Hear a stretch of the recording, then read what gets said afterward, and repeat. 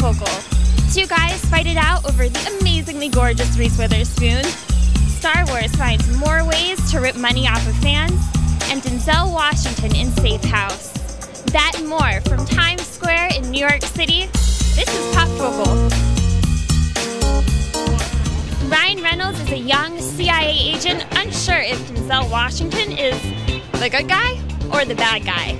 Check out our behind-the-scenes look at the new movie, Safe House. Hey, I'm a police officer. I'm from America. I arrested this man. His name is Tobin Frost. Tobin Frost is, he's a former CIA agent who he went off book, and kind of like the Aldrich Ames of this generation. He's a guy that has sold intelligence secrets. Hey.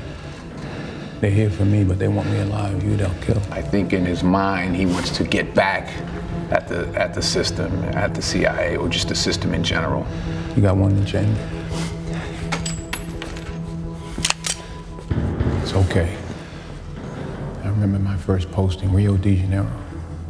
House like this. Not one single visitor, but I remember rule number one. You are responsible for your house guests. I'm your house guest. Matt Weston is a young CIA operative who runs a safe house in Cape Town. He's had only a year experience guarding a safe house. Safe house is kind of like a safe harbor for other CIA agents to come and stay the night, or you'd interrogate somebody. But a safe house is just that. It's a safe place for CIA agents. So who do you work for? CIA.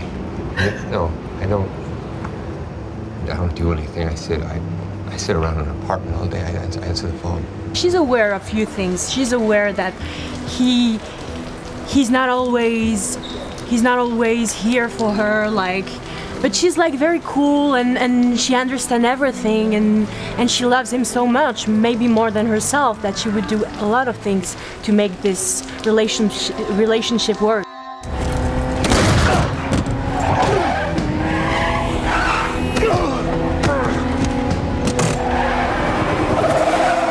I think it's one of those films that, you're really gonna have an opportunity to see a variety of different things. I mean, I think it appeals to people who are just, pure adrenaline action junkies, and at the same time, it's a character piece. There's a lot of action, but there's psychological jousting. There's beautiful locations, South Africa, and great characters and great actors playing the characters.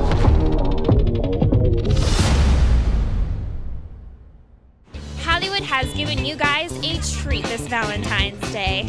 An action flick that can pass as a date movie? What? Awesome! Chris Pine and Tom Hardy fight over Reese Witherspoon in this action-packed romance. Directed by Mick G, who also directed Terminator Salvation.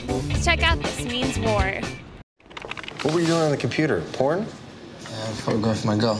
Dude, I was doing the same thing. Sure, you want to see her? Yeah. You're on 3. 1, 2, 3. My character, Lawrence, she gets to date these two hot guys at once. Lauren Scott? That's the girl from the video store. I had no idea. No, of course you didn't. How could you know that? I'm gonna bow out. You date her. Besides the fact, if I got in the picture, it wouldn't even be fair. I'm sorry. What does that mean? I think the story of This Means War is very much the domestic difficulties of being James Bond. Just let her decide. Sure. Yeah. And while we're at it, why don't we put some ground rules in as well? I think we should.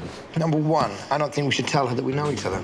Number 2, let's stay out of each other's way. Number 3, yeah.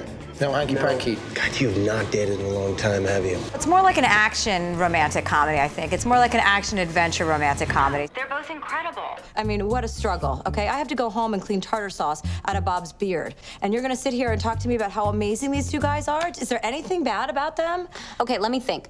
It's very nice when you get to do a movie about two guys that fall in love with the same woman, and that natural competitive spirit kind of comes out because you know, in many ways, fall in love with a beautiful woman. It's very hard not to fall in love with Reese. This is incredible. Are these real? Yeah. You recognize this? Yes. The Harpist, 1895? Yes, I've seen Pre-secession movement? Look at the tension between the 2 and 3-dimensionality. You see the tension between the 2 and 3-dimensionality? It's incredible. How do you know this? This is my favorite, though. Undine, 1902. Undine, 1902. This is amazing. Innovation became intrinsic. To Degas and the other modernists. You know, he was a strong advocate of the finger painting movement. What? Hey, we lost contact. Sometimes he would finger his paintings to get closer to them. The intimacy with the canvas, to finger a painting, Sometimes he would use mud and sticks. You know, he used mud and sticks. And if he couldn't find a stick. And if he couldn't find a stick, he just uses... What? Two guys that could have any woman in the world, and along comes Reese and Cupid's arrow, hits him square in the buttocks, and they go right after it. Hi. Hi. FDR, what are you... I'm sorry, Tuck, this is my friend, FDR. FDR, this is Tuck. Hello, it's lovely to meet you. Can you excuse me for just a second? I'm just a minute, for a second.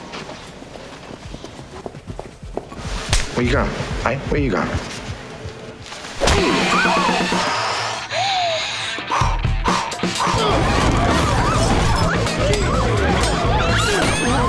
This is sort of a first for me. I've never really made an action film. There's a lot of comedy. I think for guys, it's going to appeal to the, the action impulse on all men. It's a nice blend of naughty and funny. Stay there. I'll stay there, Tobin. No headshot! For the women, you have the, you have two guys trying to win over a lady, and you don't know who she's going to pick.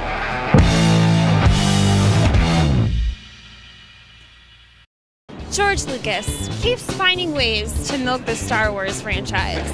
This time, he's taking Episode 1 to 3 dimensions. So, does adding another D really make this movie worth watching? Phoenix Gonzalez went out on the streets to see what people think about the new Star Wars movie. When Star Wars Episode 1, The Phantom Menace, came to theaters in the early 2000s, critics called it bad. In an effort to change opinions, George Lucas is bringing it back in something everyone loves, 3D.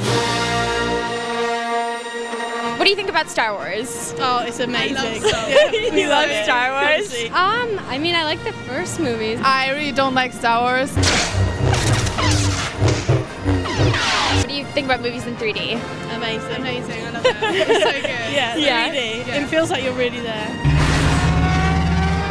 And I do have the box collection, but I still would enjoy seeing them on the big screen. Cool, especially with new technology in 3D. I love Natalie Portman. She's amazing. She's great, yeah. Yes. And Natalie Portman in 3D. Oh, every man's dream, I think. And I think it sucks. Do you know about Star Wars? Do you know the movie Star Wars? Yes. Yeah. Do you like it? No. No?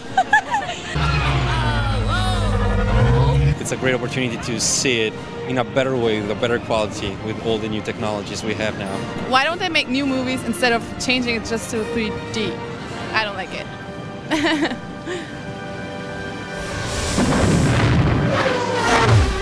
Next week on Pop Focal, it's our Academy Awards special with your picks and ours. I'm Erin Cooper, and I better see you next week here on Pop Focal. No English? No, not English. You could just nod your head or shake your head. Sorry, I speak English. I don't believe you, Mickey.